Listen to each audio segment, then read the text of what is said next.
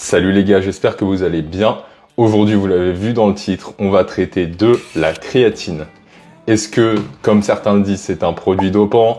Est-ce que c'est un simple complément alimentaire? Est-ce que c'est intéressant? Est-ce que ce n'est pas intéressant? Quel dosage prendre? Dans quel but? Etc. etc. Aujourd'hui, on va parler de ça.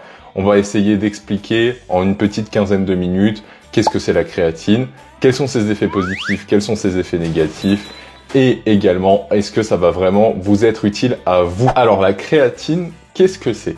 Dis donc, Jamy! La créatine, c'est un acide aminé qui est stocké principalement dans nos muscles et qu'on va utiliser quand on va faire un effort qui va être court et intense la majorité du temps, et il peut être utilisé pour autre chose, mais c'est pour la majorité du temps. Et ça va nous permettre, dans ces efforts courts et intenses, de régénérer nos stocks d'ATP, donc d'énergie cellulaire, donc notre énergie qu'on va dépenser quand on s'entraîne.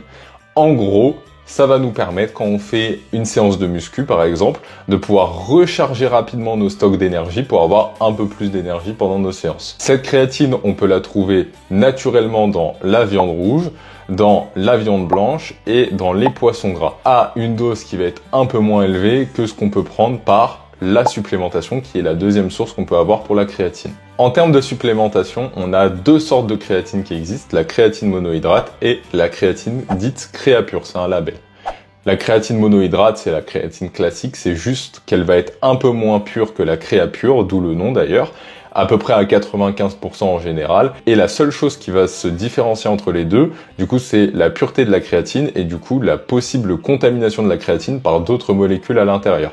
En réalité, ça va changer assez peu de choses. Si vous pouvez vous permettre d'acheter de la Créapure qui du coup est un petit peu plus chère que la créatine monohydrate, au moins vous serez sûr d'avoir une créatine qui est très pure et qui est testée et labellisée, donc avec la meilleure qualité possible. Je vais faire donc 3 sous-catégories maintenant qu'on a vu ce que c'était la créatine pour voir ses effets positifs, ses effets négatifs et surtout comment la prendre quand. Tout d'abord, pour parler des effets positifs, je vais faire un petit disclaimer.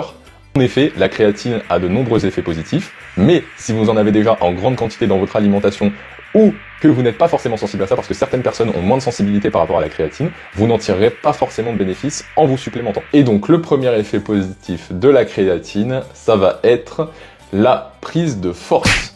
En effet, il y a des études qui vont dans le sens que une fois que vous prenez de la créatine et que vos récepteurs sont saturés, c'est-à-dire que vous êtes à vos maximum en termes de taux de créatine, donc au plus optimisé, vous pouvez gagner plus de force qu'une personne qui n'en a pas pris. Il y a certaines études qui vont également dans le sens que cette prise de force serait plus importante sur le bas du corps que sur le haut du corps. On prendrait quand même de la force sur le haut du corps, mais un petit peu moins proportionnellement que sur le bas du corps. Il n'empêche donc que ça va nous permettre de gagner de la force, et gagner de la force comme on a pu en parler rapidement dans d'autres vidéos. Ça va donc nous permettre de soulever plus lourd et donc d'avoir plus de gains musculaires. Le deuxième effet positif qui est probant, c'est la perte de masse grasse. En effet, plusieurs études également vont dans le sens d'une aide à perdre un petit peu de masse grasse en consommant de la créatine. Et le troisième et principal effet qu'on va rechercher nous, c'est la prise de masse maigre, c'est-à-dire de muscles.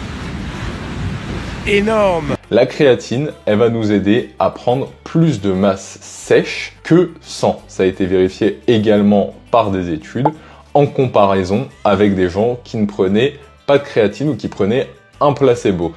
On se retrouve avec des gens à la fin, après avoir pris une certaine dose de créatine que j'expliquerai un peu après, on réussit à prendre plus de masse musculaire grâce à ça, et je parle pas de 10-20 grammes, hein. On parle sur l'étude d'un peu plus de 1 kg de masse sèche, ce qui est super probant. Là, on va parler d'un effet bénéfique de la créatine qui est plus par rapport à notre tête plutôt que notre corps directement, c'est par rapport à nos fonctions cognitives. En effet, elle va nous permettre d'avoir une meilleure vitesse de traitement, une meilleure attention et surtout une meilleure mémoire. Pour les deux premiers cas, c'est pas forcément significatif chez tout le monde. Par contre, pour la mémoire, c'est assez significatif. On va maintenant parler des effets négatifs. Le premier effet négatif notable dont beaucoup de gens parlent, c'est le fait que ce soit hypoglycémiant. C'est pour ça que souvent on vous dit il faut manger quelque chose quand vous prenez votre créatine.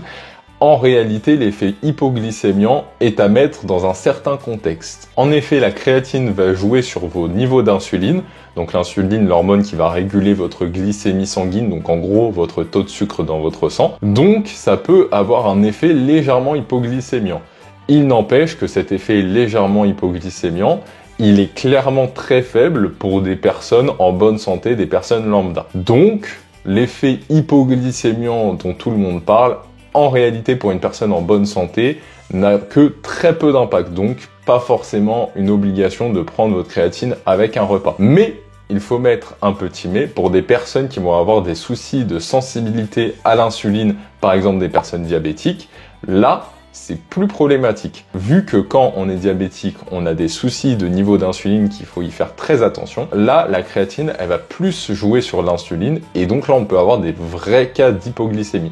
Donc pour toutes les personnes diabétiques qui prennent de la créatine, en effet, il va vraiment être intéressant de consommer un repas du coup avec des glucides pour pouvoir réguler ça. Et maintenant, on va parler de l'effet négatif dont tout le monde parle et qui terrifie beaucoup d'entre nous, c'est la perte de cheveux. En effet, il y a ce truc autour de la créatine où on dit attention, tu perds tes cheveux, c'est parce que tu prends de la créatine. En réalité, est-ce que la créatine va vraiment vous faire perdre vos cheveux? Eh ben, heureusement, la science est là pour nous répondre. Il y a une étude cette année qui a été publiée avec 38 participants à qui on a donné de la créatine et un autre groupe à qui on a donné un placebo.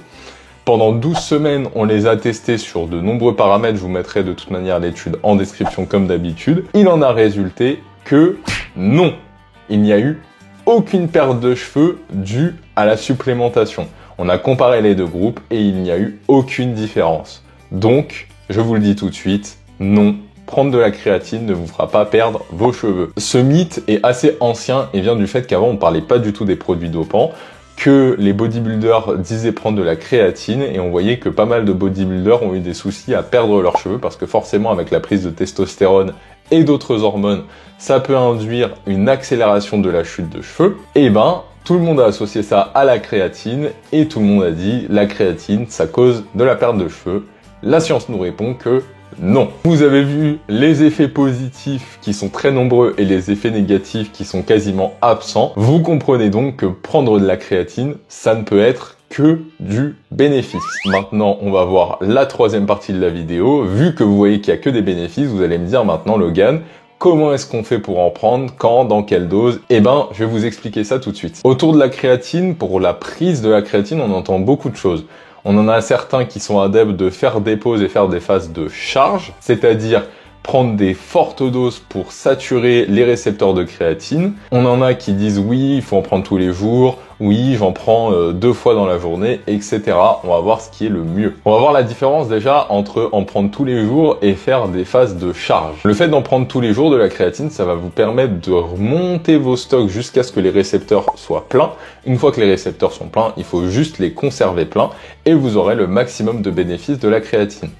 Tandis que pour les phases de charge, ça va consister à faire 5 à 7 jours avec une forte consommation de créatine, c'est-à-dire à peu près 20 grammes par jour, ce qui va permettre du coup de saturer très vite vos récepteurs et ensuite du coup de repasser sur des doses normales. L'effet bénéfique de la charge, c'est que du coup vos récepteurs vont être saturés beaucoup plus rapidement parce qu'on va envoyer beaucoup de créatine, mais ensuite ça va rien changer du tout. Ça ne va pas vous apporter de bénéfices au-delà du fait que vos récepteurs seront pleins plus vite. Donc que vous fassiez une phase de charge ou que vous en preniez un peu tous les jours, la seule différence, ça va être que si vous faites une phase de charge, vos récepteurs seront saturés plus vite et donc vous en tirerez plus vite le maximum de bénéfices, mais ça va jouer du coup sur quelques jours seulement. Ensuite, est-ce qu'il faut faire des pauses?